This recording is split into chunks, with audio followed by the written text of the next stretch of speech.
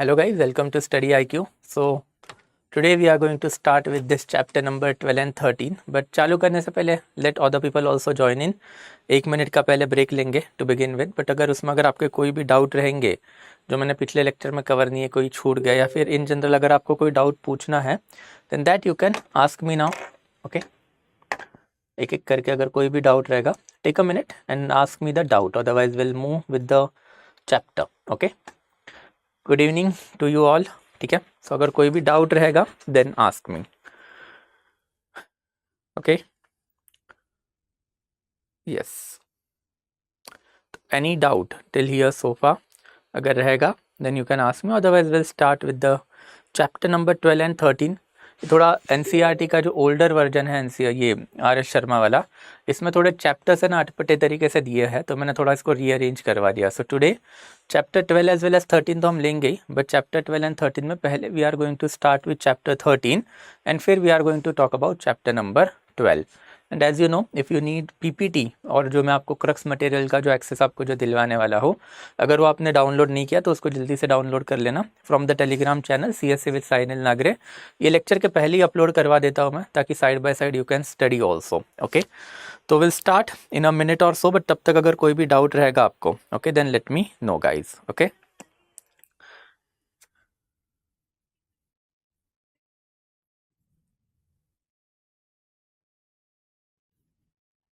Yes. हाँ यार, इक्ता system का और अकबर का कुछ लेना देना ही नहीं है. अकबर का तो मनसबदारी था, right? It was Iltutmish obviously. Soumik, okay.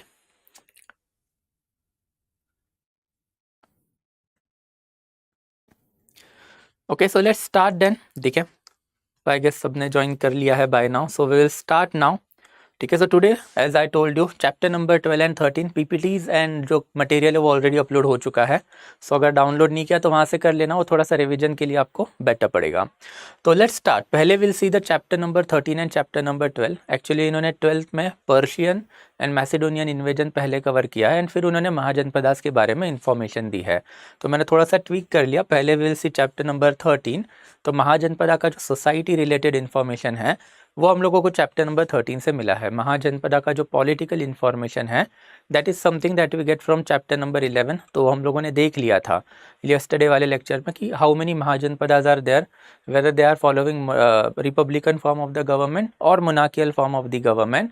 And apart from that जो इंपॉर्टेंट जैसे कैपिटल कौन है, किंग कौन है, एमरजेंस ऑफ द मगधा, ये सारी चीज़ें अब कल कवर हो गई है. So today first of all we are going to chapter number 13, जिसमें हम लोगों को सोसाइटी के बारे में सर्टेन इन्फॉर्मेशन मिली है of Mahajanapada. And apart from that we are going to see chapter number 12 thereafter, जिसमें हम लोगों को Alexander the great's invasion and there after Persian invasion के बारे में बताया है. So let's start guys. Meanwhile अगर आपको कोई भी डाउट रहेगा then you can keep on asking me. बीच बीच में I am going to take up your doubt also. So let's start one by one. So till yesterday जो polity cover हो गई थी, तो अभी हम लोग सोसाइटी के बारे में बात करेंगे. तो how was the general life of the Mahajanapada period? तो as far as general life of Mahajanapada period is concern, then NCERT में इतनी ज़्यादा इन्फॉर्मेशन है नहीं. थोड़ी बहुत इन्फॉर्मेशन स्कैटर्ड वे में उन्होंने बुद्धिज़्म जैनिज़्म वाले चैप्टर में कवर अप करके रखी है. तो I had told you that 2 new classes were emerging in the society. तो एक सेठी था एंड दूसरा था गहपति. तो ये सेठी एंड गहपति, ये जो 2 क्लासेस ने एमर्ज हो रहे थे सोसाइटी में, उसके वजह से हेट्रोडॉक्स सेक्ट आ गए थे, उसके वजह से अर्बनाइजेशन बढ़ रहा था एंड उसके वजह से अल्टीमेटली वैदिक रिलीजन जो है वो थोड़ा सा सोसाइटी से कम हो रहा था. That is something that we have seen. Now NCERT is giving us more information related to this particular period of time. Then first of all, NCERT is telling us that this was the period of the northern black polish ware.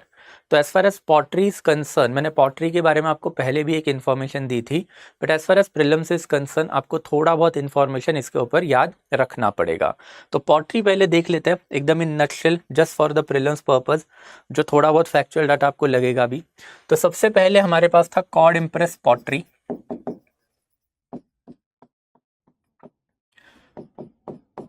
इसके बाद हमारे पास आया red and black ware pottery.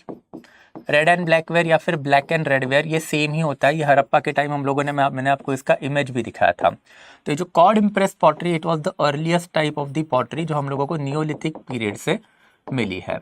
There after फिर red and black ware हम लोगों ने ये देखा था, हम लोगों को हड़प्पा पीरियड ऑनवर्ड ये वाला पॉटरी जो है वो मिला है। तो Harappa and there after early Vedic age हम लोगों को दोनों में ये वाला जो पॉटरी है वो कहीं ना कहीं पे तो इसके एविडेंसेस मिले हैं। But towards the later Vedic as मतलब समवेयर अराउंड 1100 BC ऑनवर्ड जो ऋग्वेदा का लेटर पीरियड है वहाँ पे हम लोगों को सर्टनली ये जो पेंटेड ब्लैक वेयर जो है वो मिलना चालू हो गया था। तो पेंटेड ब्लैकवेयर जो है वो लेटर वैदिक एज वाला पॉटरी है। And there after now we have arrived at northern black polish ware. तो ये वाली जो पॉटरी है वो महाजनपदा वाली पॉटरी है। तो पॉटरी का सिग्निफिकेंस मैंने आपको मेरे पहले वाले लेक्चर में भी बताया था, बट इन नटशेल कि आपको कोई भी सिविलाइजेशन के बारे में जानना है तो वो सिविलाइजेशन में देयर आर सर्टन एस्पेक्ट जो कॉमन होते हैं अक्रॉस द सोसाइटी। तो pottery was the common aspect of that society. जैसे आज का टाइम से फॉर एग्जाम्पल अगर ह्यूमैनिटी खत्म हो जाए तो ह्यूमैनिटी अगर खत्म हो गई एंड फिर थाउजेंड्स ऑफ ईयर बाद अगर एक्सकैवेशन हुआ एंड फिर ह्यूमैनिटी के अगर इन्होंने रिमेनेंट्स निकाले तो हर एक बंदे के पास क्या मिलेगा? Obviously mobile. And then mobile becomes the point of segregation. किसी के पास एप्पल का फ़ोन है तो किसी के पास नोकिया का फ़ोन है। तो इट क्लियरली शोज कि सोसाइटी में एक डिस्टिंक्शन है। तो वैसे ही हमने देखा था कि नियोलिथिक एज में पॉटरी की शुरुआत इंडिया में हुई थी एज अ स्टोरेज आइटम और as a storage material. And there after इसमें बहुत सारे अलग अलग वैरायटीज़ हम लोगों को मिले हैं। तो अलग अलग वैरायटीज़ में हम लोगों ने देखा था कि जो गरीब लोग हैं उनके पास स्टर्डी पॉटरी हम लोगों को मिली है। अमीर लोग जो उनके पास हम लोगों को कौन सा पॉटरी मिला है? पॉलिश पॉटरी जो होता है या फिर लग्जोरियस पॉटरी है वैसे वाली पॉटरी हम लोगों को मिली है। तो take an example of the Harappa itself. तो हड़प्पा में हम लोगों को रेड एंड ब्लैकवेयर मिला है। तो गरीब लोग जो होते हैं उनके पास पूरा एक तो रेड कलर का पॉटरी होगा या फिर ब्लैक कलर का पॉटरी होगा। एंड अमीर लोग जो होते हैं उनके पास रेड कलर या फिर ब्लैक कलर के पॉटरी के ऊपर कुछ डिज़ाइन हम लोगों को मिली है। तो इट शोज अस कि भाई सोसाइटी में there are two kind of the people, एक अमीर एंड देयर आफ्टर एक गरीब। वैसे ही आज के टाइम पे भी आप कंसिडर कर सकते हो पॉटरी तो आपको आज के टाइम पे भी हर एक घर में मिलेगी। तो अमीर लोग जो है वो घर में एज अ शो शाइनिंग के लिए पॉटरी रखते हैं, राइट। तो वो लग्जोरियस टाइप की पॉटरी होती है, चीनी मिट्टी का कटोरा भी आप उसको बोलते हो। बट अगर आप गरीब घर में जाओगे तो पॉटरी का इस्तेमाल कैसे होगा? एक तो रेड कलर या फिर ब्लैक कलर की ही पॉटरी आपको आज भी इंडिया में मिलेगी for the water storage, but उसमें आपको कोई डिज़ाइन नहीं मिलेगा। एक नॉर्मल स्टर्डी पॉटरी होती है जो गरीब लोगों के पास आपको मिलेगी। तो pottery is something that is always important as far as history is concern, because pottery tells us about the contemporary society कि अगर सोसाइटी में रिच सेक्शन है, देयर आफ्टर सोसाइटी में पुअर सेक्शन है, फिर गिवन सेटलमेंट पैटर्न में rich section कहाँ रहता होगा, पुअर सेक्शन कहाँ पे रहता होगा। तो this is rough evolution of the pottery in India. जो अर्लीस्ट टाइप ऑफ पॉटरी है उसको आप बोलोगे cord impress pottery, there after फिर रेड एंड ब्लैक वेयर, फिर painted grey ware and there after फिर नॉर्थन ब्लैक पॉलिश वेयर। तो ये जो नॉर्थन ब्लैक पॉलिश वेयर है अब ये सोसाइटी में आना चालू हो गया था। तो नॉर्थन ब्लैक पॉलिश वेयर जहाँ पे हम लोगों को मिला है, okay, we have clearly consider कि अगर ये नॉर्थन ब्लैक पॉलिश वेयर अगर हम लोगों को मिला है देन ऑब्वियसली सोसाइटी में again presence of rich and there after presence of poor section होगा। Because apart from northern black polish ware जो पहले की red and black and there after painted grey pottery है वो तो चलती ही आ रही थी सोसाइटी में। This was a kind of luxurious pottery. तो again you can clearly see northern black polish ware. तो ये सिर्फ नॉर्थ में मिली है हम लोगों को, इसके लिए इसको नॉर्थन बोलते हैं। फिर ये पूरी की पूरी ब्लैक कलर की है, यहाँ पे आपको एकदम अंदर एक चिकनाई दिखेगी, so that is polish material जो आपको यहाँ पे क्लियरली दिखाई देगा। तो that's why it is called as the northern black polish ware. Then for the first time हम लोगों को बड़े बड़े टाउन मिले। हमने देखा भी था कि महाजनपदा वाला जो पीरियड है it is also called as a period of second urbanisation in the country. First urbanization वाला पीरियड कौन सा है? तो हड़प्पन सिविलाइजेशन वाला है। तो हड़प्पन सिविलाइजेशन के बाद वी हैड सीन कि वैदिक पीपल जो थे वो नोमैडिक थे, they were the pastoral in nature and that's why फिर वो वाला पीरियड है that is early Vedic age and later Vedic age, ये थोड़ा सा अग्रेरियन या फिर बैकवर्ड या फिर ट्राइबल फेस माना जाता है हमारे कंट्री का। But again towards the end of the later Vedic age we can see the emergence of the territorial empire is there and ये emergence of territorial empire is called as a period of second urbanisation in our country. Thereafter guilds की हम लोगों को information मिली है। Again as far as guilds is concern then guild के ऊपर भी आपको थोड़ी बहुत इंफॉर्मेशन है वो थोड़ी सी पता होनी चाहिए। तो ये जो गिल्ड होते हैं, okay, it is nothing but a commercial organisation. तो it is commercial organisation okay इसको लेटर वैदिक एज में सबसे पहले हम लोगों ने देखा है, जहां पे इसको श्रेणी, देयर आफ्टर पूरा, देयर आफ्टर नगरा और निगम भी बोला गया है। तो this is basically nothing but a different name that have been given to the guild और ट्रेडिंग ऑर्गेनाइजेशन। तो we have got to know from the later Vedic period के सोर्सेज कि ये जो श्रेणीज होती है, गिल्ड होती है, this are basically the trading organization. तो अर्लीस्ट टाइप के ट्रेडिंग ऑर्गेनाइजेशन के कुछ कुछ एविडेंसेस है वो लेटर वैदिक पीरियड ने हमको दिए हैं। एंड द सेम श्रेणी के एविडेंसेस फिर हम लोगों को महाजनपदा के पीरियड के जो टेक्स्ट है, बुद्धिस्ट लिटरेचर है, जैन लिटरेचर है, and there after Panini Ashtadhyayi जो है, ओके वहां से भी हम लोगों को मिलता है। तो ये जो श्रेणी है उसके बारे में फर्दर इलेबोरेशन बाद में लेटर ऑन अर्थशास्त्र ने हम लोगों को दिया है। तो अर्थशास्त्र has elaborately given us this information. अर्थशास्त्र मतलब मौर्यन एज, राइट। तो मौर्यन एज में अर्थशास्त्र ने हम लोगों को कुछ इंफॉर्मेशन इसके बारे में दे के रखी है कि ये जो गिल्ड है, okay they have to register themselves with the king. तो गिल्ड को पहले रजिस्टर करना है किसके साथ, तो किंग के साथ रजिस्टर करना है। ओके इन रिटर्न गिल्ड को टोटल इंटरनल ऑटोनॉमी मिलेगी। तो गिल्ड को क्या मिलेगा, इंटरनल ऑटोनॉमी मिलेगा, in the sense that guild can have revenue as well as judicial power over their member. And in return फिर राजा को क्या मिला, देन ऑब्वियसली किंग को एक ऑर्गेनाइज ट्रेड मिला, जिसके वजह से किंग के टैक्सेस या फिर रिसोर्सेज जो है वो बढ़ गए। सिंपल। तो this is something related to the guild. इतना ही याद रखना है कि this are basically ancient time के trading organisation. And as a trading organisation इन लोगों ने क्या किया, तो इलेबोरेट ट्रेड नेटवर्क इंडिया में डेवलप करवाए। इनको राजा के पास रजिस्टर करवाना पड़ता था खुद को, फिर राजा इनको इंटरनल ऑटोनॉमी देता था। मीन्स क्या हुआ, तो judicial function and there after revenue function over the guild वो पर्टिकुलर गिल्ड को दे दिए जाते थे। एंड इन रिटर्न फिर राजा को क्या मिला, ऑब्वियसली ट्रेड होगी, और अगर ट्रेड होगी तो ट्रेड के बाद क्या आएगा, तो पैसा आएगा। तो guild were primarily responsible for the development of the trade in our country. And later Vedic age and mahajanapada period में हम लोगों को इनके बारे में सबसे पहले जो है इंफॉर्मेशन मिली है। तो this is something related to the guild. तो NCERT is giving us that information also कि भाई गिल्ड जो है वो भी सोसाइटी में है। देयर आफ्टर फिर मनी। तो इंडिया में अगेन जो अर्लीस्ट कॉइन के एविडेंसेस जो मिले हैं, ओके वो लेटर वैदिक एज में हम लोगों को मिले हैं। तो लेटर वैदिक एज में कॉइन को निक्ष बोला गया है। हाउएवर इसका कोई भी आर्कियोलॉजिकल एविडेंस हम लोगों को नहीं मिला है। एंड सिंस आर्कियोलॉजिकल एविडेंस हम लोगों को नहीं मिला है, हम लोगों को ऐसे ही लगता है कि भाई ये सच नहीं होगा, even though this people have mention coinage system in the निक्ष, बट ये एक्चुअल में इनके पास नहीं होता होगा। हम लोगों को earliest evidence of coinage India में जो मिला है वो मिला है 5th सेंचुरी बीसी से। तो 5th सेंचुरी बीसी में हम लोगों को पंच मार्क सिल्वर कॉइन मिले हैं। तो ये जो पंच मार्क सिल्वर कॉइन जो है, ओके वो भी we can clearly see 6th century BC onward अगर महाजनपदा है तो महाजनपदा में ही इंडिया में for the first time token currency मतलब कॉइन सिस्टम जो है वो डेवलप्ड होना चालू हो गई। और अर्लीस्ट लेवल के कॉइन्स हम लोगों को कौन से मिले हैं, तो हम लोगों को मिले हैं basically this one, that is punch mark silver coin.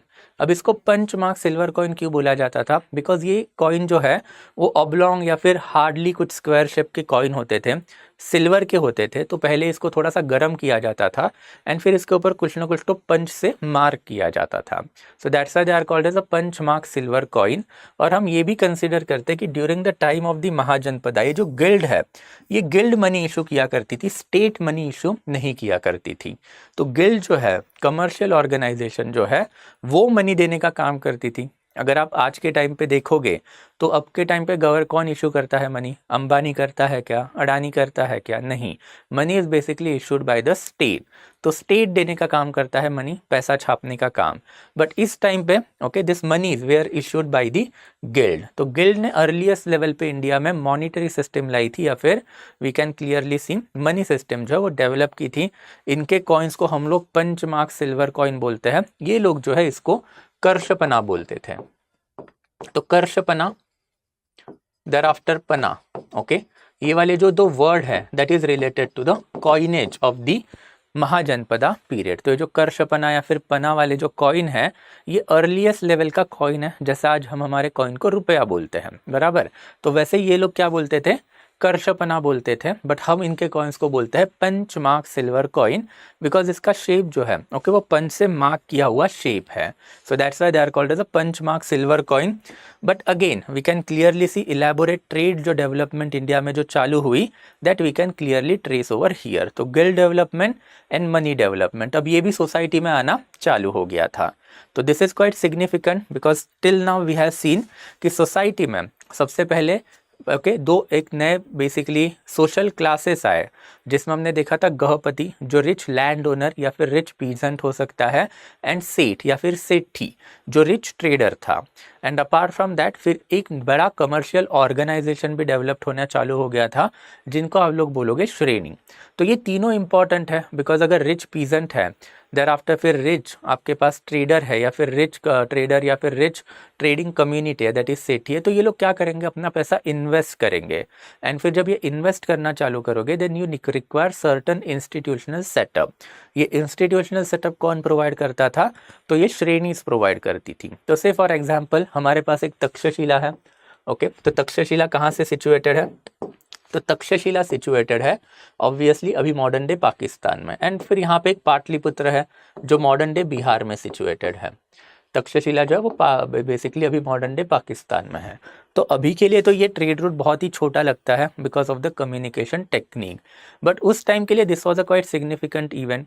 तो अब सोचिए भाई तक्षशिला में बैठा हुआ राजा, उसको 500 तलवार चाहिए, तो अगर 500 तलवार चाहिए तो तक्षशिला में तो लोहा मिलता नहीं है, लोहा आपको कहाँ पे मिलेगा, तो पाटलिपुत्र में मिलेगा, राइट।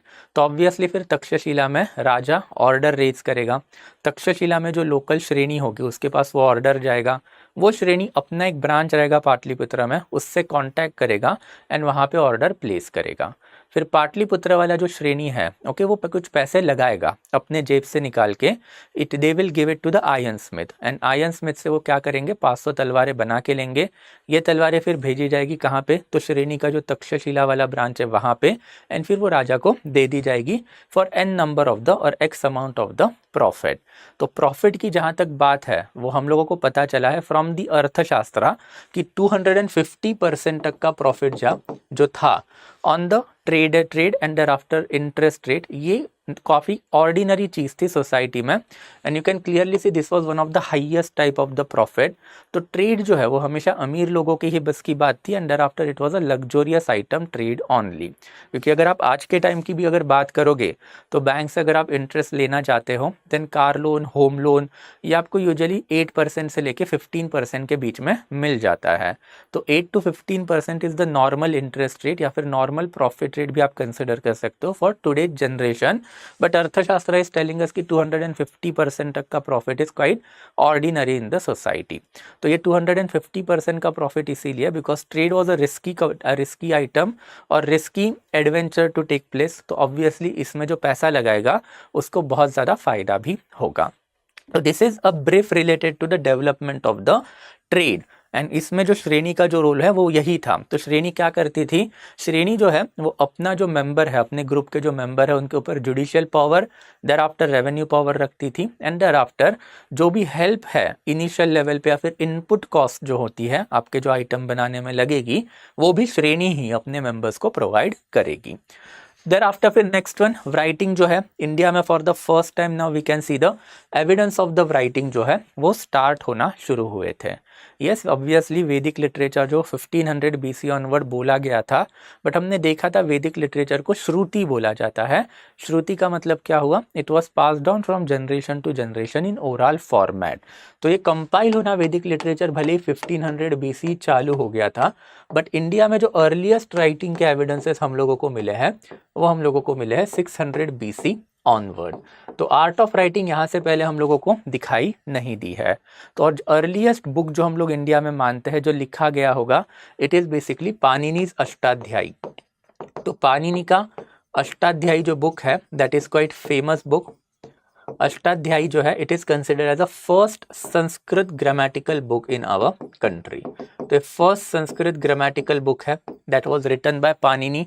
अब ये लिखा कब गया था, तो समवेयर अराउंड 6th सेंचुरी से लेके 4th सेंचुरी BC के अराउंड। हम लोगों को एग्जैक्ट डेट नहीं पता, but somewhere in this particular time span ये वाला बुक जो है वो लिखा गया होगा। एंड ये जो पाणिनि का अष्टाध्यायी बुक है, ये भी हम लोगों को महाजनपदा की बहुत सारी इन्फॉर्मेशन देता है, since it is a grammatical book. तो आप ग्रामेटिकल बुक में क्या बताओगे? टेंसेस बताओगे कि कौन सा टेंस कब यूज़ करना है। और जब आप टेंसेस बताओगे तो बहुत सारी कंटेम्प्रेरी इन्फॉर्मेशन जो है आप पास करोगे, राइट। जैसे मनमोहन सिंह प्राइम मिनिस्टर थे, नरेंद्र मोदी जी प्राइम मिनिस्टर है, तो ग्रामर में आप वैसे ही बहुत सारी इन्फॉर्मेशन पास ऑन कर देते हो, जिससे हम लोगों को सोसाइटी के बारे में इन्फॉर्मेशन मिलती है। तो आर्ट ऑफ राइटिंग जो है for the first time India में डेवलप्ड होना चालू हो गई, and that's how ultimately book keeping भी चालू हुआ, टैक्स कलेक्शन है वो भी इंडिया में बढ़ने लग गया। And as far as village lifestyle is concern, then village lifestyle के बारे में भी इन लोगों ने इलेबोरेटली लिख के रखा है। तो 3 type of basically village in लोगों ने हम लोगों को बताया है, ओके। तो इनका कहना है कि एक कोर विलेज होता था, देयर आफ्टर एक सराउंडिंग विलेज होता था, और एक बॉर्डर विलेज होता था। ये जो कोर एरिया जो है, ये कोर विलेज जो डिफरेंट कास्ट से बना हुआ विलेज था, ये एक्चुअल विलेज था। एंड यहाँ पे बेसिकली इसका जो हेड है, ओके, उसको आप बोलोगे भोजका, ओके। तो भोजका के अंडर ये पर्टिकुलर कोर विलेज होता था। It was surrounded by the village of the craftsman. तो क्राफ्टमैन जो होते थे, ओके, जैसे पॉटरी मेकर होंगे, देर आफ्टर फिर आपके आयरन स्मिथ होंगे, देर आफ्टर आपका लेदर वर्कर होगा, एक्सेट्रा एक्सेट्रा। क्राफ्टमैन जो सराउंडिंग टाउन्स में रहा करते थे, आउटस्कर्ट ऑफ विलेज में रहा करते थे, एंड दोज पीपल जो है they acted as a middle man in between core village and there after जो तीसरा टाइप ऑफ द विलेज है दैट इज बॉर्डर विलेज। ये जो बॉर्डर विलेज है, इट वॉज ऑलवेज स्टेटेड कि बॉर्डर विलेज में आर्यवर्त के बाहर के लोग रहते थे, मतलब नॉन आर्यन पीपल जो है वो यहाँ पे बॉर्डर विलेज में रहा करते थे। एंड फिर ये वाले लोग जो है वो जंगल से रॉ मटेरियल लाने का काम करते थे। ये रॉ मटेरियल पहले मार्केट में दैट इज क्राफ्ट्समैन के पास जाके बेचा जाता था, क्राफ्ट्समैन इसका फाइनल प्रोड्यूस बना के अल्टीमेटली विलेज को सप्लाई करते थे। विलेज जो है वो सरप्लस ऑफ प्रोड्यूस लेने का काम करता था, एग्रेरियन होता था तो एग्रीकल्चर कैरी आउट करने का काम करेगा। एंड फिर विलेज से जो एग्रीकल्चर प्रोड्यूस जो हुआ है वो सप्लाई किया जाता था सिटी को।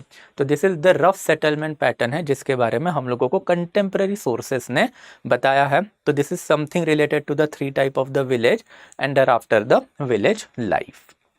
Thereafter फिर next one, as far as taxation is concern, then earliest level of taxation जो है वो हम लोगों को मिला है बलि।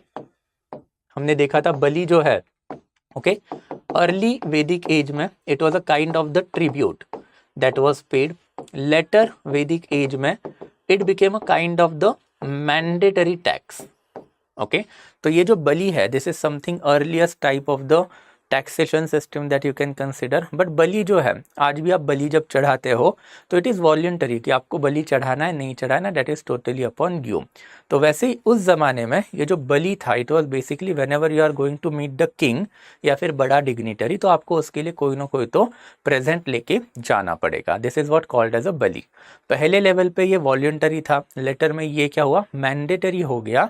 And now during the time of the Mahajanapada हम लोगों को एक बलि साधका नाम का ऑफिसर मिला है।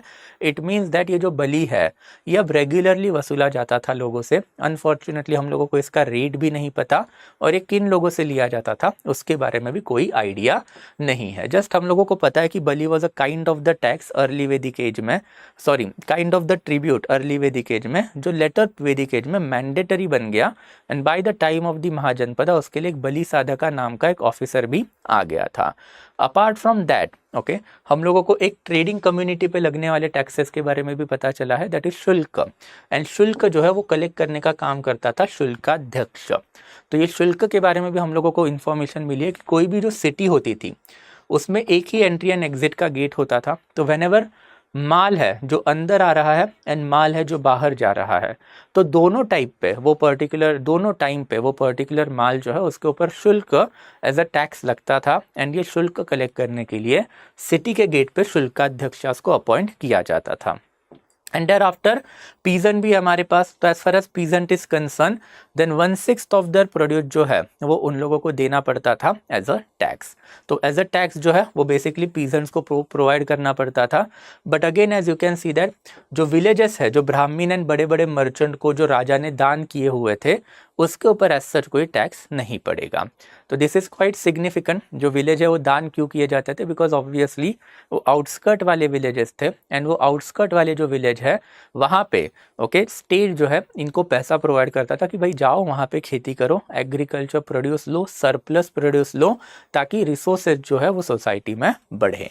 तो this is something related to the taxation that we have got to know about this particular period.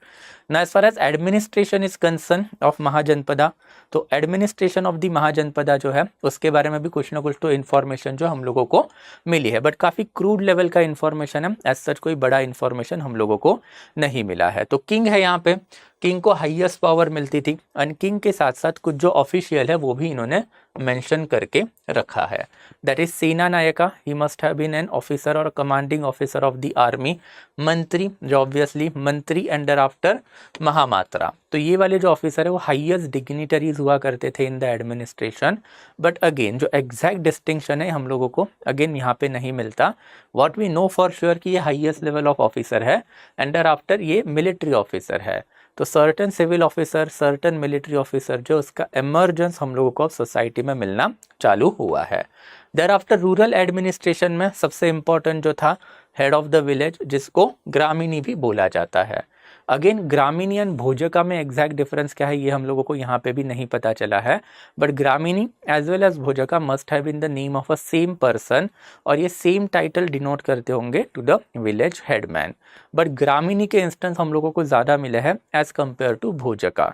तो फॉर एग्जाम्पल बिम्बिसारा जो है the founder of the Magadhan empire, he is said to have called the meeting of 86,000 ग्रामीणी। तो उसके evidences से हम लोगों को पता चला कि उसने 86,000 ग्रामीणीज की मीटिंग बुलाई है। Now 86,000 is an exaggerated word. Actually problem यहाँ पे आपको ये भी समझना पड़ेगा कि ये जो नंबरिंग सिस्टम है 0 to 9 ओके, ये हम लोगों को आर्यभट्ट ने दी है, और आर्यभट्ट का जो नंबरिंग सिस्टम है वो गुप्ता पीरियड में आया। Aryabhata was working for the Gupta. तो गुप्ता के पहले से इंडिया में नंबर तो थे, बट 0 0 होता है, 1 1 होता है, 2 2 होता है, ये हम लोगों को आर्यभट्ट ने बताया। अब अनफॉर्चुनेटली उसके पहले ये एग्जैक्टली नंबरिंग का जो प्लेस है वो कैसे होता था ये हम लोगों को नहीं पता, एंड दैट्स वाई फिर ये 86,000 भले इन्होंने मेंशन करके रखा है, बट इनका जो नंबर का जो प्लेस है वो हम लोगों को नहीं पता। तो वी डू नॉट नो कि 86,000 मतलब एग्जैक्ट मॉडर्न डे का 86,000 या फिर दूसरा कुछ। But obviously as the digit suggest कि बहुत सारे अलग अलग ग्रामीणीज या फिर लार्ज नंबर ऑफ ग्रामीणीज की मीटिंग जो है वो बिम्बिसारा ने अपने रेन में बुलाई होंगी। तो ग्रामीणी एंड देयर आफ्टर भोजका, ये हम लोगों को दो साइड बाय साइड नाम मिले हैं जो लोकल लेवल के एडमिनिस्ट्रेशन में चल रहे हैं। एंड देयर आफ्टर फिर मोनार्कियल एंड रिपब्लिकन सिस्टम, जिसके बारे में हम लोगों ने कल भी देखा था, राइट, कि मोनार्कियल सिस्टम कहाँ कहाँ पर है एंड रिपब्लिकन सिस्टम कहाँ कहाँ पर है। रिपब्लिकन सिस्टम में है टोल्ड यू ऑल्सो स्पेसिफिकली कि वहाँ का Republic is different from the ancient time का ग्रीक रिपब्लिक या फिर अभी का हमारा मॉडर्न रिपब्लिक। अभी का रिपब्लिक मतलब हम कंसिडर कर सकते हैं कि भाई जो राजा है या फिर अभी के लिए जो प्रेसिडेंट है he is an elected authority, so that's why we are republic office. But उस टाइम पे ऐसा नहीं था। उस टाइम पे रिपब्लिक का मतलब है multiple rajas coming together and taking decision. So council of king जहाँ पे होगी वहाँ पे आप कंसिडर कर सकते हैं कि वो रिपब्लिक है। मैंने आपको एग्जाम्पल भी दिया था हस्तिनापुर का, राइट। पहले Kaurava which was a council of 100 rajas, और you can say that council of 100 brother जो एक साथ आके डिसीजन लेते थे। And after Pandava which was a council of 5 king जो एक साथ आके डिसीजन लेते थे। फिर हम लोगों ने एक व्राज्जी किंगडम भी देखी थी। व्राज्जी में Vaishali was the most important clan, apart from that Jnatrika is there, Videha is there. तो वो वाले किंगडम में भी अलग अलग क्लैन के जो राजा है वो एक साथ आते थे एंड डिसीजन मेकिंग लिया करते थे, राइट। तो उसको आप बोलोगे गणसंघा या फिर रिपब्लिक। तो गणसंघा और रिपब्लिक के बारे में इन्होंने और थोड़ी बहुत इन्फॉर्मेशन हम लोगों को दे के रखी है। तो सबसे पहले तो मेजॉरिटी ऑफ द रिपब्लिक कहाँ पे सिचुएटेड थे, तो ईस्टर्न उत्तर प्रदेश के जो हिमालय वाला एरिया है वहाँ पर। एंड इट इज़ ट्रू, हमने देखा भी था वैशाली वाला जो है दैट इज़ वाज्जी वाला क्लैन जो है वो गंगा के फुट हिल में था। देर आफ्टर शक्य मुनि दैट इज़ गौतम बुद्धा का जो शक्या क्लैन है वो भी क्या था, बेसिकली वो भी एक रिपब्लिक था। फिर हमने मल्लबी देखा था जो नॉर्थन उत्तर प्रदेश के साइड में आता है। तो मल्लबी कहाँ पे सिचुएटेड है, तो गंगा के फुट हिल पे। तो एनसीईआरटी ने एक जनरल कमेंट तो हम लोगों को दिया है कि हिमालय के फुटहिल में जो भी किंगडम हम लोगों को मिले हैं वो हम लोगों को रिपब्लिकन किंगडम मिले हैं। तो एग्जाम्पल के लिए आप मल्ल रिपब्लिक, देर आफ्टर वाज्य रिपब्लिक जो है वो ले सकते हो। देर आफ्टर इसमें जो डिसीजन मेकिंग जो प्रोसेस है वो आती थी काउंसिल ऑफ किंग में, और हमें बहुत सारे ऐसे इंस्टेंस मिले हैं जहाँ पे कंटेम्प्रेरी सोर्सेस ने हमें ये बता के रखा कि भाई thousands of rajas are coming together and taking decision. But again as I told you कि जो एक्चुअल नंबरिंग सिस्टम है जो आपको और हमें पता है ये तो आर्यभट्ट की हमें दी हुई है, एंड अनफॉर्चुनेटली उसके पहले का नंबरिंग सिस्टम का जो नॉलेज है वो अभी दुनिया से मिट चुका है। So we do not really know कि अगर ये 1000 बोल रहे हैं तो एग्जैक्टली 1000 ही है या फिर उसका मतलब कुछ और है। देर आफ्टर फिर ऑफिशियल भी इन्होंने मेंशन करके रखे हैं, तो senapati is there, bhandagarika is there, and there after uparaja is also there. तो uparaja must have been a deputy king type of a person, तो जैसे डेप्यूटी प्राइम मिनिस्टर होता है, उपपंत प्रधान होता है, वैसे ये उपराजा नाम का भी हम लोगों को एक ऑफिशियल मिला है। देर आफ्टर फिर senapati as the name suggest military commander, and there after bandhanagarika. तो ये जो बंधन है, bandhan is basically is called as a jail, but बहुत टाइम पर हम लोगों को ऐसे भी एविडेंस मिले कि बंधन मतलब इनका एक्चुअली आर्सेनल हुआ करता था। आर्सेनल इज अ प्लेस जहाँ पे आप सब अपना जो दारू गोला है, मिलिट्री इक्विपमेंट है वो रखोगे। तो बंधनगारिका या फिर बंधनगाराध्यक्ष जो है उसके दो मतलब है, एक तो वो जेल का हेड हो सकता है या फिर वो आर्सेनल का हेड हो सकता है। तो that kind of the officer भी हम लोगों को इनके पास मिला है। देयर आफ्टर फिर डिफरेंस है, डिफरेंस भी इन्होंने बताया कि मोनार्कियल सिस्टम में एंड रिपब्लिकन सिस्टम में एग्जैक्टली क्या डिफरेंस है। तो मोनार्कियल एंड रिपब्लिकन सिस्टम में जो है बहुत सारा डिफरेंस ऐसा कहना है। तो सबसे पहले तो सिंगल रूलर मोनार्कियल सिस्टम में होता है, रिपब्लिकन में मल्टीपल रूलर होते हैं जैसा भी हमने बात की। Thereafter small rajas were committed to maintaining their own army. तो जितने ज़्यादा राजा रिपब्लिक में होंगे तो हर एक राजा अपना अपना आर्मी मेंटेन करता था, बट इन मोनार्कियल सिस्टम एक ही राजा होगा, सेंट्रल राजा होगा और उसी के पास आर्मी होगी, छोटे राजा के पास कोई आर्मी नहीं होगी। And there after as far as Brahmanical religion या फिर Brahmans themselves are concern, then Brahman and republic का हमेशा क्रॉस में चलता था। ब्राह्मण आज ने अपने जितने भी सोर्सेस है उसमें रिपब्लिकन फॉर्म ऑफ गवर्नमेंट को मानने से क्लियरली इनकार कर दिया था। Okay, and on the other hand Republic के जितने भी हम लोगों को सोर्सेस मिले हैं तो this Republic sources were always critical of the Brahmanas. तो रिपब्लिक के बारे में हम लोगों को इन्फॉर्मेशन ब्राह्मणिकल सोर्सेस से नहीं मिलती, बुद्धिस्ट एंड जैन सोर्सेस से हम लोगों को ज़्यादा मिलती है, because as you can see Buddha himself and there after Vardhaman Mahavir himself they belong to the republican kingdom. तो वहाँ पे हम लोगों को इन्फॉर्मेशन उनके सोर्सेस से ज़्यादा मिलती है। ब्राह्मणिकल सोर्सेस तो इनके एग्जिस्टेंस को मानने से भी इनकार करते हैं, कोई इन्फॉर्मेशन इन्होंने हम लोगों को रिपब्लिकन के बारे में नहीं दी है। तो दिस इज ऑल्सो डिफरेंस कि ब्राह्मणास जब हम लोगों को सिर्फ monarchial form of the government के बारे में बताते हैं, रिपब्लिक के बारे में नहीं बताते हैं। एंड रिपब्लिकन किंगडम में ब्राह्मणास का पोजीशन जो था उसको मानने से डेफिनेटली इनकार कर दिया था, या फिर definitely it was not that superior. तो this is something related to the republican government. In nutshell अगर आपको हम लोगों को अगेन बात करनी है तो Mahajanapada is a period of a big territorial kingdom. तो इन पॉलिटी 16 बड़े किंगडम एमर्ज हुए जिसमें मगध जो है वो अल्टीमेटली विक्टोरियस हुआ। एंड दो फॉर्म ऑफ द गवर्नमेंट है, monarchial and republican form of the government. As far as economy is concern, then economy में we can clearly see urban economy was there. तो उत्तर पथ एज वेल एज दक्षिण पथ जो वो society में developed होना चालू हो गए थे। And apart from that village में 3 टाइप ऑफ द विलेज हम लोगों को मिले हैं, core, surrounding and there after border village. And similarly as far as urban economy is concern, then urban economy में हम लोगों को 2 नए क्लासेस मिले, that is sethis and gahapati. Gahapati is basically rich peasant and sethi जो है that is basically rich trader.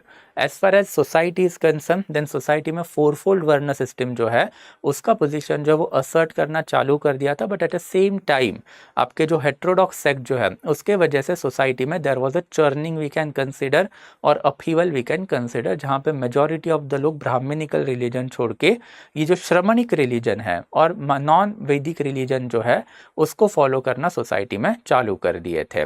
So this basically sums up your mahajanapada. तो certain political development, certain economical development and thereafter certain your societal development. This is something that is quite important. Mains में तो यहाँ से कभी कोई सवाल पूछा नहीं है, प्रीलिम्स में यहाँ से एक हाथ दूसरा सवाल आता है, but that will B terminology based only. तो सारी जो इंपॉर्टेंट टर्मिनोलॉजीज हैं उसके बारे में तो अभी हम लोगों ने महाजनपदार्थ में बात की है। And there after now will move on to the next topic. Mahajanapada का अगला वाला जो टॉपिक है दैट इज चैप्टर नंबर 12। पहले हमने चैप्टर नंबर 13 देखा था, तो now will move on to the chapter number 12। But उसके पहले I will take a break of a minute. तो अगर आपको कोई भी डाउट रहेगा then that you can ask me now guys. Okay, yes, okay, चलो,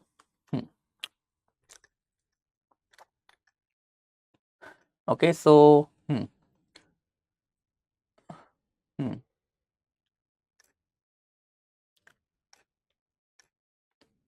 ठीक है। करशपना, बलि एस बलिदान, बॉर्डर विलेज में एग्रीकल्चर एंड पीजेंट रहते थे। ठीक है, ओके, सो चलो, आई गेस कोई डाउट है नहीं as such, but still if you are having doubt then just type it जल्दी जल्दी।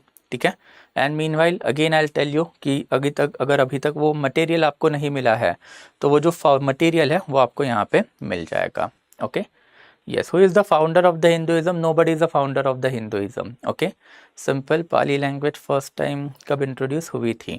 Now here you need to understand, जब वैदिक civilization मैंने आपको पहले ही बताया था कि it was an outsider civilization, तो जब वो इंडिया में आई तब इंडिया में दो लैंग्वेज तब ज़्यादा चलती थी, दैट इज़ पाली एंड प्रकृत। तो पाली एंड प्रकृत जो है वो इंडिजीनियस लैंग्वेजेस है, तो पाली एंड प्रकृत जो है वो हमेशा से ही मेजॉरिटी ऑफ द लोगों की लैंग्वेज रही है।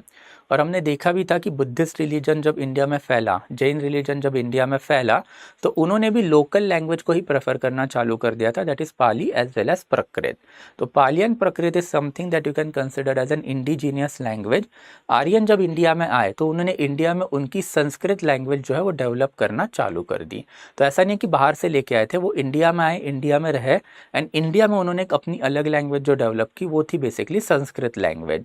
तो ये जो संस्कृत लैंग्वेज थी it was always the language of the elite, and on the other hand Prakrit and Pali language जो थी वो लैंग्वेज थी किसकी, तो ऑर्डिनरी लोगों की। ये वैसे ही आप कंसिडर कर सकते हो कि जैसे ब्रिटिश बाहर से इंडिया में आए तो इंग्लिश लेके आए, तो English became the language of the elite, but local level पे हमारी रीजनल लैंग्वेजेस थी वो तो चलती ही रही, राइट।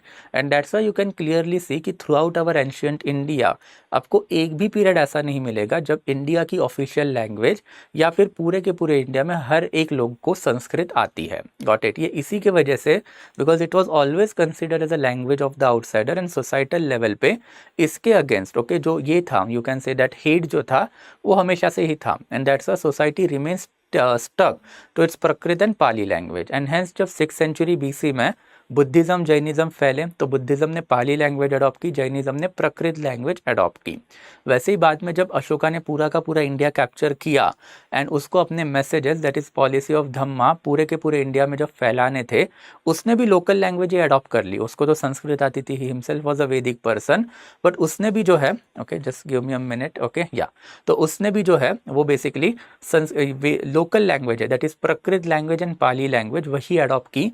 एंड अशोका के धम्मा के प्रिंसिपल इसीलिए हम लोगों को पाली एंड प्रकृत में ही मिलते हैं।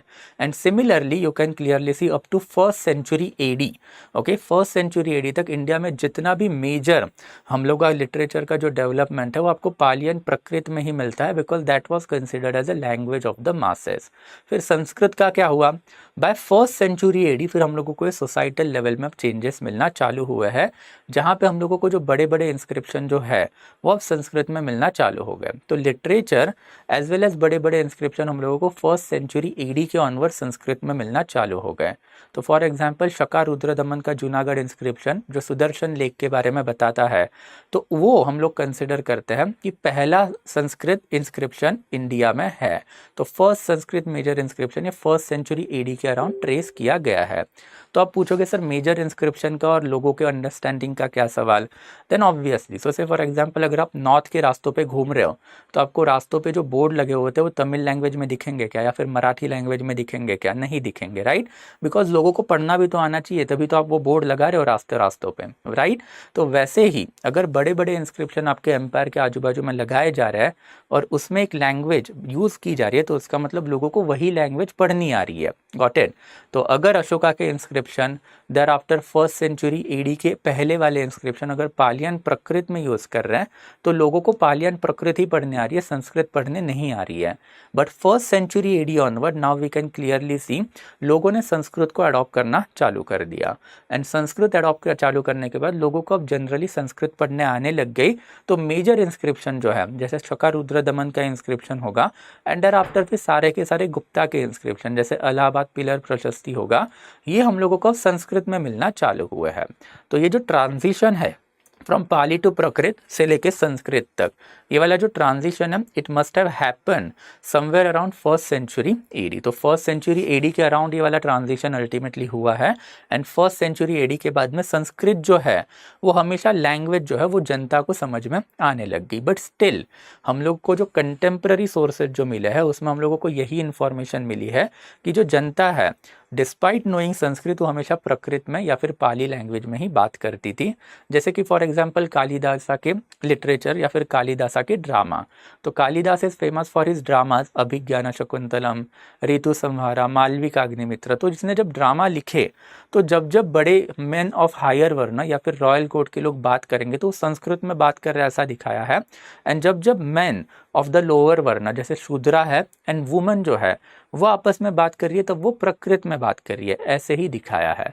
So it again clearly shows कि सोसाइटल लेवल पे हमेशा से ही प्रकृत एंड पाली का जो इन्फ्लुएंस है वो सोसाइटी में ज़्यादा रहा है। And that is what you can clearly consider even till today. तो आपका say for example Uttar Pradesh, Bihar and there after फिर आपका Rajasthan, thereafter Gujarat, thereafter Maharashtra, यहाँ पे जितनी भी लैंग्वेज है ये सारे करप्ट फॉर्म है प्रकृत लैंग्वेज के। Got it. एंड दैट्स अगर आपको एक भी अगर लैंग्वेज आ रही है, सो से फॉर एग्जांपल आपको हिंदी आ रही है तो आपको मराठी, गुजराती या फिर मारवाड़ी समझने में इतनी दिक्कत नहीं जाएगी। और अगर आपको मराठी, गुजराती या फिर मारवाड़ी आ रही है तो आपको हिंदी समझने में या सीखने में बिल्कुल भी दिक्कत नहीं जाएगी, बिकॉज इसका ग्रामर भी सेम है, मेजॉरिटी ऑफ द वोकैब जो है वो भी सेम है, एंड देयर आफ्टर इसको बोलने का जो तरीका है वो भी सेम ही है। तो दिस इज बेसिकली प्रकृत के वेस्टिजेस। Got it. तो संस्कृत सोसाइटल लेवल पे कभी इंडिया में एक्सेप्ट ही नहीं हुआ। This is something that is point over here. तो ये आपको बेसिकली समझना पड़ेगा, ठीक है। यस, तो आई hope it is quite clear. Languages से रिलेटेड वाली जो चीज़ें है आपको थोड़ी सी समझनी पड़ेगी, ठीक है। तो ये वही वाली चीज़ है, जैसे इंग्लिश बाहर से आई तो सोसाइटल लेवल पे इंग्लिश को कभी एक्सेप्टेंस नहीं मिला, बट फिर भी बाय एंड लार्ज अब लोगों को अंग्रेजी समझ में आने लग गई है। तो that's why government of India भी जब रास्ते पे साइन बोर्ड लगाता है तो रीजनल लैंग्वेज के साथ साथ एक इंग्लिश वाला साइन बोर्ड भी लगा देता है। Got it. Yes, so I hope it is clear. तो अब ये महाजनपदा कैसे बने वो पहले लेक्चर के, मैं पहले लेक्चर वापस से रिपीट नहीं करने वाला, I am sorry about that, ठीक है। आर्यन कौन थे ये भी पहले कवर अप हो चुका है, so I am not going to cover it again and again for you, watch the previous lecture, ठीक है। चलो I will move forward then.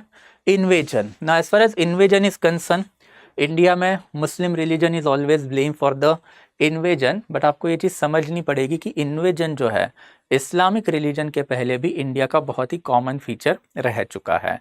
As far as invasion is concern then first great invasion है वो आर्यन का ही आप consider कर सकते हो, बट आर्यन को हम लोग इन्वेजन नहीं मानते, वो माइग्रेशन मानते हैं। वो देख चुके हम लोग ये over a period of 800 to 1000 year ये आर्यन जो है इंडिया में आ रहे थे एंड इंडिया में वो अल्टीमेटली सेटल हो गए। On the other hand Aryans के बाद हम लोगों को बहुत सारे इन्वेजन मिले हैं। लाइन टू लाइन अगर आपको चाहिए क्रोनोलॉजी वाइज तो सबसे पहले डैरियस द ग्रेट का इन्वेजन, तो ये डैरियस द ग्रेट का फोटो है।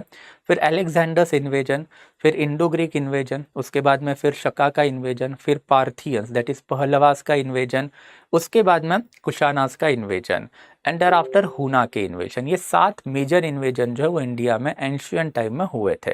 एंड हुना के इन्वेजन के बाद का जो नेक्स्ट मेजर इन्वेजन है that is basically Mohammad bin Qasim का invasion which is considered as a first Islamic invasion in our country. तो उसके पहले भी एंशियंट टाइम में इंडिया में there are total 7 invasion. So NCERT is now starting up with the first invasion that is Persian और ancient Iran का जो invasion है उसके बारे में। तो as far as Iran is concerned then in old period of the time, okay, आप ये वाले पर्टिकुलर पीरियड की बात करोगे तो 6th सेंचुरी से लेके 3rd सेंचुरी, वर्ल्ड हिस्ट्री यहाँ पे थोड़ी इंपॉर्टेंट है। तो 6th सेंचुरी से लेके 3rd सेंचुरी तक वाला जो पीरियड है वो वर्ल्ड लेवल पे डोमिनेट था राइवलरी बिटवीन द ग्रीक, तो ग्रीक एंड देयर आफ्टर फिर पर्शिया। तो ग्रीक एंड पर्शियन की जो राइवलरी थी उसके ऊपर ये सारा का सारा पीरियड बसा हुआ है। तो ग्रीक एंड पर्शिया जो है ऑलमोस्ट 300 साल तक युद्ध किए एक दूसरे के साथ for the mastery over the Europe and Asia. And फिर इसके लिए जो पर्शिया जो था, obviously Persia is modern day Iran, तो पर्शिया जो था उसके लिए रिसोर्सेज ज़रूरी थे। तो उनको ये रिसोर्सेज कहाँ से मिलेंगे? तो उनको ये रिसोर्सेज मिलेंगे इंडिया से। एंड दैट्स वाई इंडिया में ये यू कैन क्लियरली सी ये इंडस रिवर वाला एरिया है और यहाँ पे गांधारा प्रोविंस है। तो दैट्स वाई पर्शिया जो है वो हमेशा से ही गांधारा के ऊपर अपना कब्जा रखना चाहती थी, बिकॉज गांधारा के पास फर्टाइल इंडस रिवर का प्लेन था। गांधारा की कैपिटल तक्षशिला थी, जो अल्टीमेटली उत्तर पथ का एकदम लास्ट पॉइंट था। तो ऑब्वियसली उत्तर पथ का लास्ट पॉइंट मतलब इंडिया का सारा ट्रेड अल्टीमेटली तक्षशिला में आके ही रुक जाता था। तो अगर आप गांधारा के मालिक हो या फिर आप गांधार राज हो तो आपके पास जो रेवेन्यू सोर्सेस है वो काफ़ी अच्छे रहेंगे। तो that's why this particular aspect जो है वो पर्शियन ने बहुत पहले ही समझ लिया था। And that's why Persia became interested in the Gandhara and Kamboja kingdom. उनको गांधार के उस तरफ कोई एज सच इंटरेस्ट नहीं था। They were aware of the core Mahajanapada kingdom, but वो लोग जो है वो गांधार तक आके ही खुश थे, उसके आगे जाने की एज सच उन्होंने कभी ज़रूरत नहीं समझी। But this particular rivalry is quite important. ये राइवलरी में रिसोर्सेज सबसे ज़्यादा इंपॉर्टेंट है। सो दैट्स वाई पहले पर्शिया ने इंडिया के ऊपर अटैक किया एंड गांधार वाला जो एरिया है उसको कैप्चर करने की कोशिश की, in which they become successful. And later on Greek kingdom जो मैसिडोनिया के अंदर जो इकट्ठा हुई and there after they attack Persia. तो पर्शिया को हराने के बाद उन्होंने भी सोचा कि अगर पर्शिया इंडिया पे अटैक करके रिसोर्सेज कमा सकता है तो हम क्यों नहीं। And that was one of the major reason why Alexander the great when he attack Persia defeated them he did not go back. वो फर्दर आया इंडिया में in order to capture India. तो इंडिया में पहले उसने गांधारा को capture कर लिया, फिर सराउंडिंग किंगडम को कैप्चर कर लिया and there after he wanted to go further inside India.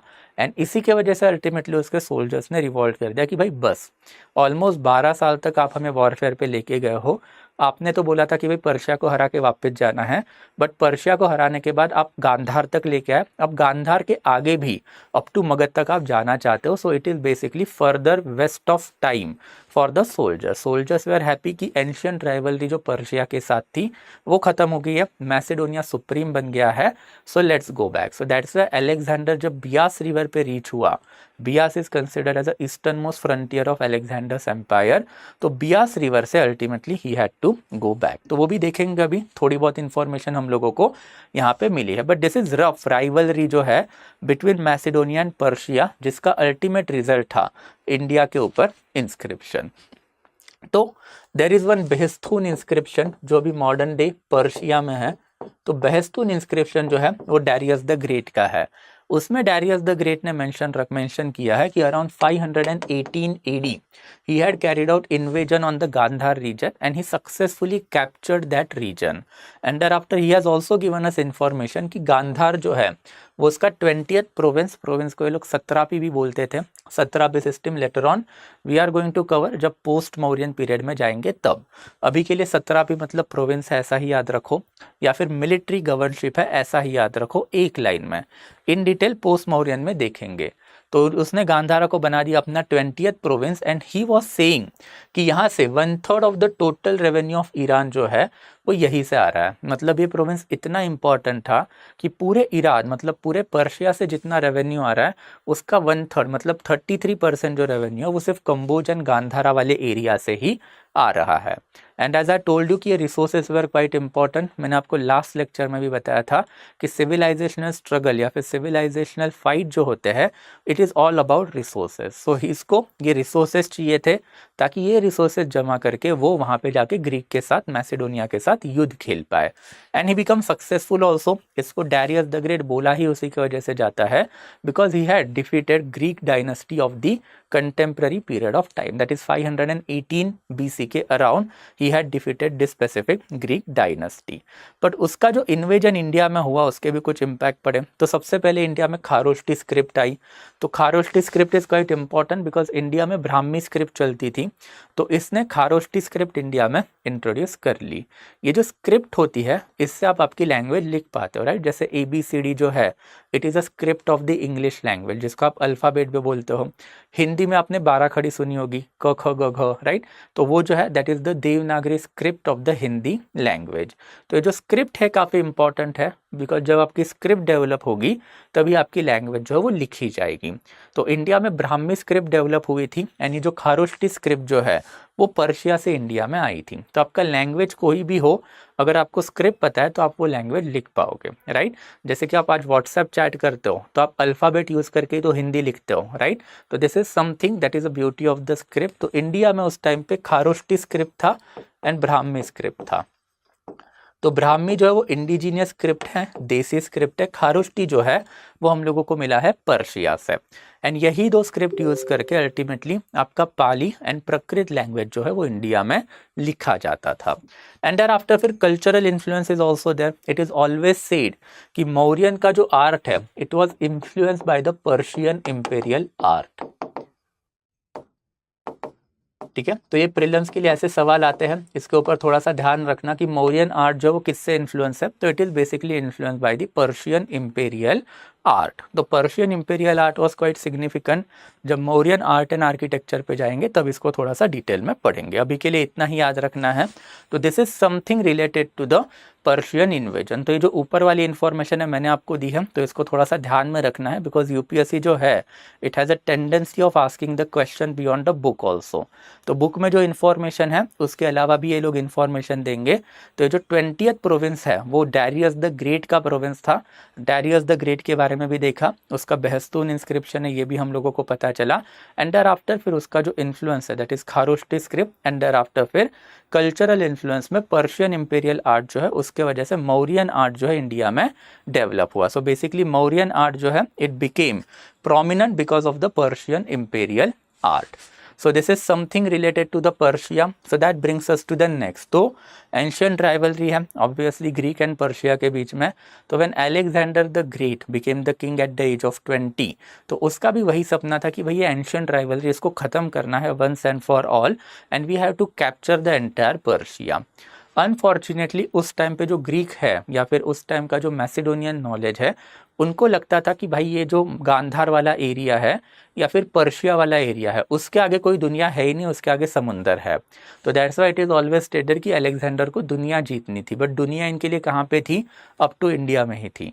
And that's why it was a revelation for Alexander the great. जब उसने पर्शिया को हराया और वो गांधार में आया तो he could not take it lightly कि गांधार तो बहुत ही छोटा किंगडम है महाजनपदा का, the actual big kingdom is Magadh. So when he learned about Magadh he could not resist and he stated कि भाई इतना बड़ा किंगडम अगर पूरे दुनिया में है तो फिर मेरी जो कीर्ति वो कैसे बढ़ेगी, right. So that's why he wanted to attack Magadh which ultimately could not become successful. But again okay, Alexander ने इंडिया पे अटैक क्यों किया, तो उसका खुद का जो ambition, the conquest of the world and there after battle of the supremacy जो ऑलमोस्ट 200 से 300 साल तक चल रही थी in between Macedonian and there after Persian. तो ये वाला जो इसके ये जो दो रीज़न है उसके वजह से अल्टीमेटली अलेक्जेंडर द ग्रेट जो है ही इन्वेडेड इंडिया। तो as far as India is concern, then India में ही रीच, पहले तो उसने पर्शिया को हराया, पर्शिया को हराने के बाद ही ट्रैवल टूवर्ड्स द इंडिया। तो सबसे पहले वो गांधार के एरिया में आया। तो गांधार का जो रूलर है okay that is Ambi, Ambi was the ruler of Takshashila eight that time. उसको उसने बेसिकली फटाक से अंबी ने सरेंडर कर दिया, गांधार ने विदाउट एनी फाइट सरेंडर कर दिया अलेक्जेंडर के पास।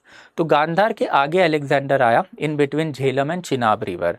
तो झेलम एंड चिनाब रिवर के बीच वाला जो एरिया है at that time it was ruled by the king called as Porus. तो ये जो पोरस जो है okay he was basically the ruler in between Jhelum and Chenab. Indus, Jhelum, Chenab, Ravi, Beas and Sutlej, this is basically north to south arrangement of the river. तो Indus and Jhelum के बीच जो है वहाँ पे आता है आपका तक्षशिला ओके। तो ये वाला एरिया कैप्चर करने के बाद झेलम उसने क्या क्रॉस करके चिनाब तक जाना चाहा, बट ये वाला जो एरिया है that was under the Porus. तो आप गलती से भी ऐसा कभी मत लिखना कि Porus was the king of Takshashila, he was not king of Takshashila, he was the king of the area beyond Takshashila. तो नॉर्मल छोटी प्रिंसिपैलिटी होगी उसकी। अनफॉर्चुनेटली कोई भी लोकल जो कंटेम्प्रेरी बुक है उसने इसकी ना डायनेस्टी के बारे में बात करके रखी है, ना ही इसका कोई किंगडम है उसके बारे में बात करके रखी है। What we do know for sure कि समवेयर अराउंड 326 एक बैटल ऑफ वितास्ता या फिर हिडाप्सिस जो मॉडर्न डे झेलम के नाम है Vitasta is a Sanskrit name, Hydaspes is a Greek name. तो वहाँ पे ये बैटल हुआ इन 326 BC में, जिसमें पोरस लॉस्ट। बट पोरस की जो ब्रेवरी है, वो ब्रेवरी देख के ultimately Alexander the Great decided to restore Porus to his kingdom. तो पोरस को वापस से सम्मान के साथ उसका जो पोजीशन है वो वापस दिया गया, and Porus started to rule as a feudatory of Alexander the great. And फिर ये वॉर होने के बाद अलेक्जेंडर जो है वो नीचे उतरा, चिनाब से अप टू बियास रिवर तक आया, एंड बियास रिवर के अराउंड उसके आर्मी ने जो है वो अल्टीमेट रिवॉल्ट कर दिया। तो अलेक्जेंडर के हिस्टोरियंस ने लिख के भी रखा है कि ये रिवॉल्ट उसी की वजह से था बिकॉज ऑलमोस्ट 12 साल से आर्मी अपने घर से बाहर थी, एंड अगर मगध पे अगर अटैक होता तो ऑब्वियसली और कम से कम बहुत सारा समय है इस पर्टिकुलर वॉरफेयर में चला जाता, and that's why under the pressure of the army Alexander had to go back, but while going back he died in 323 BC. Okay, so 323 BC में he died in Bactria. तो Bactria is basically modern day Afghanistan. तो अफगानिस्तान में कहीं पे तो जाके ultimately he died at the age of 32 या फिर 33 only, but by that time you can clearly see India में okay he had basically captured the area up to river Beas. तो बियास तक आके अलेक्जेंडर अल्टीमेटली वेंट बैक। तो what was the aftermath of the battle of the Hydaspes? तो as far as aftermath of the battle of Hydaspes is concern, ठीक है, तो ये मैंने अभी आपको कंफर्म कर दिया था, ठीक है। तो अल्टीमेटली ये वाली जो सारी चीज़ अब डिस्कस हो चुकी है कि रिवॉल्ट हुआ था, रिवॉल्ट होने के बाद वापस गया, एंड अल्टीमेटली वो जाके मर गया कहाँ पे? तो अफगानिस्तान के एरिया में मर गया, and after his death his empire जो है वो मल्टीपल किंगडम में स्प्लिट हो गई। तो इंडिया वाला जो पार्ट है वो पड़ गया सेल्यूकस निकेटार के हाथ में। तो सेल्यूकस निकेटार जो है, he was one of the military commander of Alexander the great, and he become the area और basically the king of Gandhara, and there after Kamboja वाला जो एरिया है वहाँ पे। एक्चुअली उसका जो सेंटर था वो अफगानिस्तान ही था, बट अफगानिस्तान से लग के ही ये एरिया है सारा का सारा, तो ये एरिया पड़ गया सेल्यूकस निकेटार के हाथ में। एंड इसके इन्वेजन का एक इनडायरेक्ट इम्प्लीकेशन जो हुआ वो इनडायरेक्ट इम्प्लीकेशन हुआ धनानंदा पे। तो obviously people of the Aryavarta were terrified कि भाई अलेक्जेंडर का इन्वेजन अब हो रहा है, and at that time unfortunately Dhanananda was considered as incapable ruler। तो धनानंदा was considered as an incapable ruler। तो 323 BC में धनानंदा ऑटोमेटिकली जो है वो सीन से डिसअपियर हुआ, and we have the evidences कि चंद्रगुप्त मौर्य जो है he became the king. But ये एग्जैक्ट ट्रांजिशन कैसे हुआ इसके ऊपर हम लोगों को ना आचार्य चाणक्य ने कोई इन्फॉर्मेशन दी है, कंटेम्प्रेरी सोर्सेज भी इसके ऊपर चुप है। What we do know for sure is that कि अराउंड 323 BC जो है धनानंदा डिसअपियर्ड, एंड चंद्रगुप्त मौर्य जो है उसने मौर्यन डायनेस्टी एस्टेब्लिश कर ली थी। अब ये जो एग्जैक्ट ट्रांजिशन वाला सागा ये हमें कहाँ से पता चलता है? तो अप्रोक्सीमेटली 600 साल बाद, मतलब 4th सेंचुरी एडी में विशाखादत्त ने एक बुक लिखा। Vishakhadatta was basically courtier of the Gupta king Chandragupta the second. तो उसने एक मुद्र राक्षसा बुक लिखा था, एंड मुद्र राक्षसा में उसने एक स्टोरी दी है। That story is basically like this कि आचार्य चाणक्य ने ट्रेचरसली धनानंदा को किल किया, एंड धनानंदा को किल करके चंद्रगुप्ता को थ्रोन पे बिठाया। मुद्र राक्षसा वाली स्टोरी है वो हम लोग मौर्यंस में जाएंगे तब डिस्कस करेंगे, but unfortunately this is the only story that we are having of this particular period की एग्जैक्ट ट्रांजिशन कैसे हुआ, एंड उसमें आचार्य चाणक्य है ही is basically shown in a negative light. तो उसके बारे में बात करेंगे, बट अभी ये स्टोरी सही है कि नहीं है या फिर इसके ऊपर कितना यकीन रखना है, this is a matter of debate among the historian. तो ये एग्जैक्ट ट्रांजिशन कब हुआ, कैसे हुआ, इसका एज सच कोई एविडेंस नहीं है अपार्ट फ्रॉम मुद्र राक्षसा। तो मुद्र राक्षसा की स्टोरी जो मौर्यंस में जाएंगे तब देखेंगे, बट अब यही कंसिडर कर सकते हैं कि जो अपहीवल हुई because of the Alexander invasion, उसमें धनानंदा के अगेंस्ट एक माहौल बना, एटमॉस्फेयर बना, which was utilized by Acharya Chanakya in order to dethrone Dhanananda and place Chandragupta Maurya on the throne. और यही वाली जो चीज़ है ये हम लोग अब देखेंगे जब मुद्र राक्षसा की स्टोरी एंड मौर्यंस में जाएंगे तब। But apart from that Mauryan empire establish होने के अलावा और भी हम लोगों को बहुत सारी जो इम्पोर्टेंट इन्फॉर्मेशन है वो देखनी है। तो सबसे पहले तो इंडिया जो है अब वो डायरेक्ट यूरोप के कांटेक्ट में आ गया था। तो डायरेक्ट यूरोपियन कांटेक्ट जो वो इंडिया का एस्टैब्लिश हो चुका था देयर आफ्टर फिर ग्रीक सेटलमेंट जो वो इंडिया में बनने चालू हो गए थे। तो फॉर एग्जांपल एलेक्जेंड्रिया काबुल के अराउंड डेवलप हुआ, सिंध में भी एक एलेक्जेंड्रिया नाम की एक सिटी बनी थी, एंड देयर आफ्टर ब्यूसेफेला, ये भी एक ग्रीक सेटलमेंट थी झेलम रिवर के अराउंड। एंड लेटर ऑन एक इंडो ग्रीक नाम का एक नया कम्युनिटी इंडिया के सराउंडिंग में डेवलप्ड हुआ।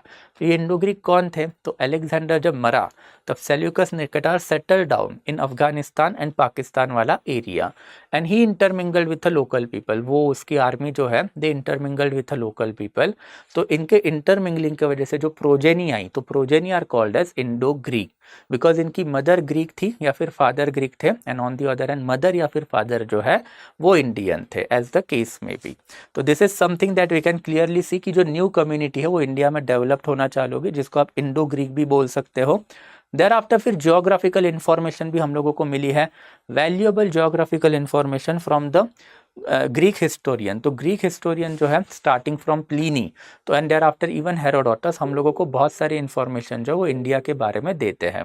तो हेरोडोटस ने भी इंडिया के बारे में इसीलिए मेंशन करके रखा है because he is giving us information कि जब जब ये पर्शियन ग्रीक के ऊपर अटैक कर रहे हैं तो इनके साथ गांधार के मर्सिनरीज भी आ रहे हैं, which are quite formidable in nature, because ये 7-7 7.5 फुट के लोग हैं बड़े बड़े, और वो आके फिर यहाँ पे उधम मचा रहे हैं। तो ऐसी इंफॉर्मेशन जो हम लोगों को even Herodotus who is considered as a father of history उसने दी है। तो इंडिया के बारे में बहुत सारी इंफॉर्मेशन जो है वो ग्रीक हिस्टोरियन से हम लोगों को मिलती है बिकॉज ऑफ दिस इन्वेजन और because of this contact. And ये मौर्यन एम्पायर वाला जो स्टोरी है वो तो हम लोग देखेंगे ही, but the upheaval quite important. Acharya Chanakya was looking for a time और a right time to strike Dhanananda, and this right time was given by Alexander the great's invasion. That is something that we can consider. तो this 2 great invasion जो है वो ancient India में basically हुए थे, और ये जो दोनों ग्रेट इन्वेजन जो है it was nothing but a mutual rivalry between Persia that is modern day Iran and there after Greek under the overall commandership of the Macedonian. तो उसके वजह से ये सारे जो इन्वेजन जो है वो अल्टीमेटली इंडिया में डेवलप हुए, and that will be it guys then. Okay, so chapter number 12 and chapter number 13 this is giving us this information only कि पहले societal development कैसे हुई महाजनपदा में, and thereafter जो great invasion हुए उसका impact जो है वो contemporary period में कैसे पड़ा। तो this is something for the 2 chapter. Lecture is over, but अगर आपके कोई डाउट रहेंगे then that doubt you can keep on typing, but doubt लेने से पहले I'll do a bit of promotion.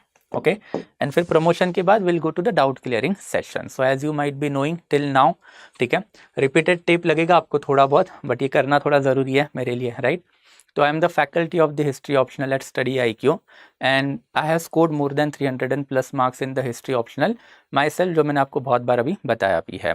तो this is the course that we are launching at the study IQ। पहला batch हम लोगों ने सितंबर में ही लॉन्च किया था with the ancient Indian history, but now we are going to launch the second batch with the medieval India.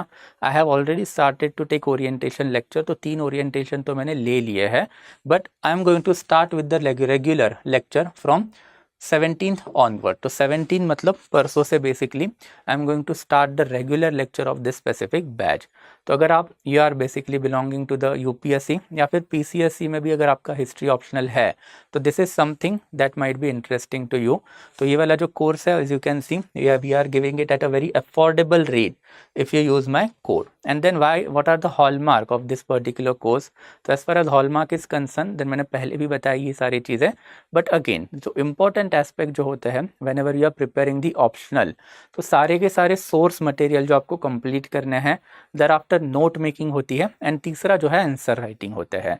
ये 3 इंपॉर्टेंट पिलर है, कोई भी ऑप्शनल अगर आप करोगे तो आपको ये तीनों चीज़ों के ऊपर हमेशा फोकस रखना पड़ता ही पड़ता है। एंड मेरा जो कोर्स है मैंने डिज़ाइन ही उस तरीके से किया है कि जो तीनों चीज़ें जो है आपके लिए इस पर्टिकुलर कोर्स में मिल जाए। तो सबसे पहले चीज़ तो I am going to give you 3 kind of the material. Crux material रहेगा, जो सारे इंपॉर्टेंट सोर्स मटेरियल जो है उसका क्रक्स रहेगा, तो आपको हर एक बुक जो है सोर्स जो है वो पढ़ने की ज़रूरत नहीं पड़ेगी। सेकेंड इंपॉर्टेंट थिंग जो PPT है उसका एक्सेस आपको मिलेगा, एंड PPT के अलावा एक रनिंग नोट का भी एक्सेस मैं आपको दूंगा which is basically the handwritten note. तो जब मेरा क्लास चलता रहता है तो क्लास के साइड बाय साइड एक बंदा जो है वो बैठ के नोट्स मेरे रनिंग नोट्स बनाते रहता है।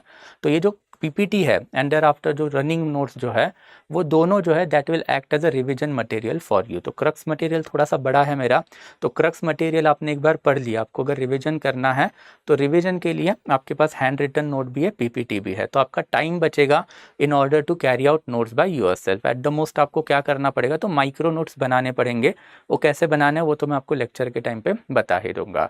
अपार्ट फ्रॉम दैट रेगुलर इसमें आंसर राइटिंग सेशन है, वो तो मैं कंडक्ट करवाता ही हूँ। एंड आंसर राइटिंग सेशन जिसमें मैं पर्सनली हमेशा फोकस करता हूँ कि अगर आप कोई भी ऑप्शनल ले रहे हो तो आपका आंसर राइटिंग जो एकदम टॉप नॉच होना चाहिए। विदाउट दैट आंसर राइटिंग जो है आपको 300 प्लस मार्क्स जो है ऑप्शनल में नहीं आने वाले हैं।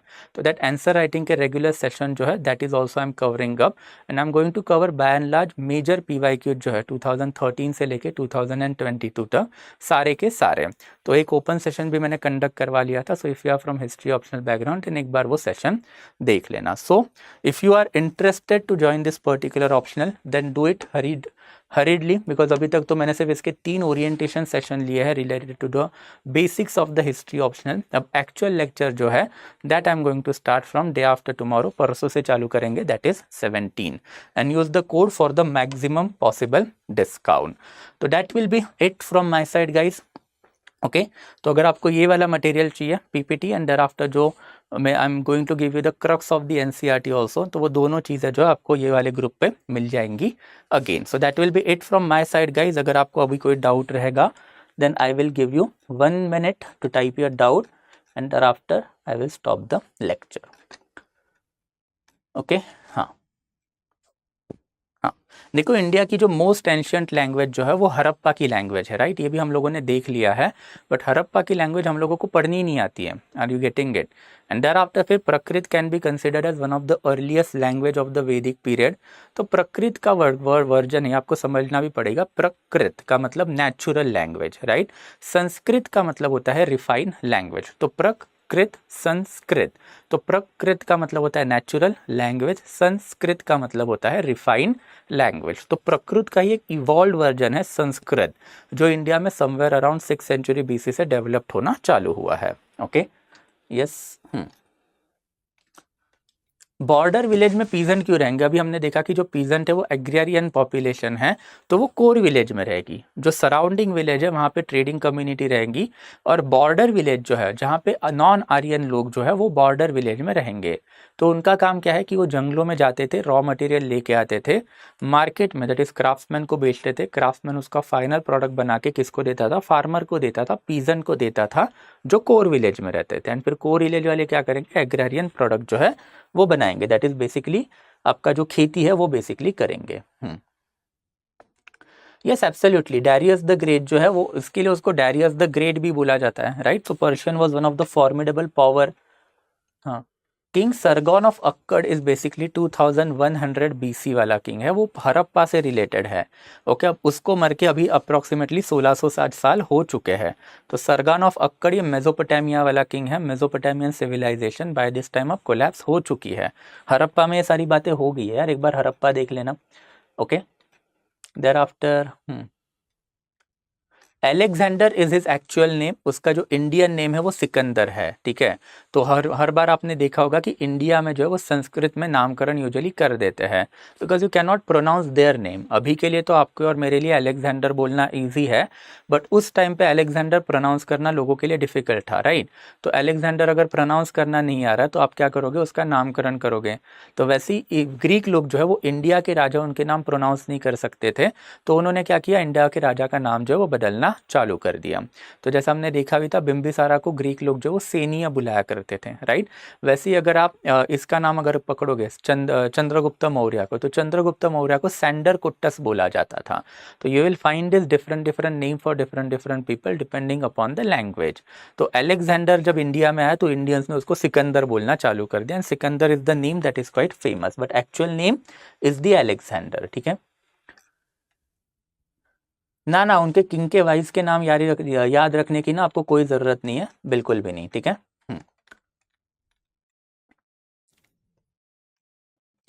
ये ओमी मुझे आपका सवाल नहीं समझ में आ गया, ठीक है। Why fort of Mauryan emperors are not like, अभी आप बोलोगे कि भाई उस ज़माने में विमान क्यों नहीं थे, ओके, उस ज़माने में बड़े बड़े ये क्यों नहीं थे, मतलब जैसे इंडिया में टेम्पल दिखते थे वो क्यों नहीं थे, उसका तो बहुत प्लेन एंड सिंपल नॉलेज है ना, ये इवोल्यूशन है। भगवान ने यहाँ पे आपको ये नॉलेज तो दिया नहीं है, धीरे धीरे चीज़ें बढ़ेंगी सोसाइटी में, इवोल्यूशन होगा, राइट। तो मौर्यंस के जो फोर्ट थे या फिर मौर्यन के पैलेसेस है वो वुड के बनते थे, बिकॉज वही टेक्नोलॉजी उनको पता थी, राइट। धीरे धीरे जाके फिर इसका इवोल्यूशन हुआ है। तो पहले वुड के पैलेसेस आए, फिर आपको स्टोन के पैलेसेस मिलेंगे, स्टोन के बाद फिर आपको मड ब्रिक वाले बड़े बड़े पैलेसेस मिलेंगे। तो this is that evolution, right, या ओके। हाँ, यस एब्सोल्युटली। देखो आपको मैंने आपको पहले लेक्चर से ही बताया था कि हिस्ट्री जब आप बात करोगे तो हिस्ट्री में आपके पास कोई ये नहीं है, टाइम मशीन नहीं कि आपने पीछे गए और देख लिया क्या हो रहा है क्या नहीं हो रहा है। तो आपको जितने पॉसिबल सोर्सेस है सब उठाने हैं, सब पढ़ने हैं, सब सोर्सेस में जो कॉमन फैक्टर आपको मिलेगा वो बन जाएगा आपका सच। तो अगर आपके पास बुद्धिस्ट सोर्स है, जैन सोर्स है, ब्राह्मणिकल सोर्स है, देर आफ्टर फिर जो दूसरे 2-4 बुक है वो अगर आपके पास है, तो हिस्टोरियन सारे बुक पढ़ेंगे, कॉमनैलिटीज़ निकालेंगे, भाई कॉमन फैक्टर कौन से मिल रहे हैं। और अगर सारे सोर्सेस एक ही कॉमन चीज़ सोसाइटी के बारे में बता रहे हैं, देन वी कैन कंसिडर कि यस भाई ये वाला जो बंदा है ये सही है और ये वाला जो फैक्टर है वो सही है। जैसे फॉर एग्जांपल अभी के लिए अगर नरेंद्र मोदी जी प्राइम मिनिस्टर है तो उनके सपोर्टर एज वेल एज उनके हेटर दोनों उनको प्राइम मिनिस्टर तो मानेंगे ही ना, राइट। तो आपको दोनों जगह पे सेम फैक्टर मिलेगा कि भाई मोदी जी प्राइम मिनिस्टर है, डिबेट उसके ऊपर होगी that whether his period is good और bad, but prime minister is a fact, right. तो वैसे ही Buddhist source, Jain source, brahmanical source अलग अलग इंफॉर्मेशन हम लोगों को देते हैं according to the religious need, but हर एक पर्टिकुलर रिलीजियस नीड में एक चीज़ तो हम लोगों को कॉमन मिलेगी ही, और वो कॉमन चीज़ जो है उसको कंक्लूड करने का काम जो वो हिस्टोरियन का अल्टीमेटली होता है, ओके। होयसला बहुत बाद में है, अभी बिल्कुल नहीं है, ठीक है। So I hope it is quite clear guys. और कोई डाउट है? Any more doubt? Okay till here so far, okay.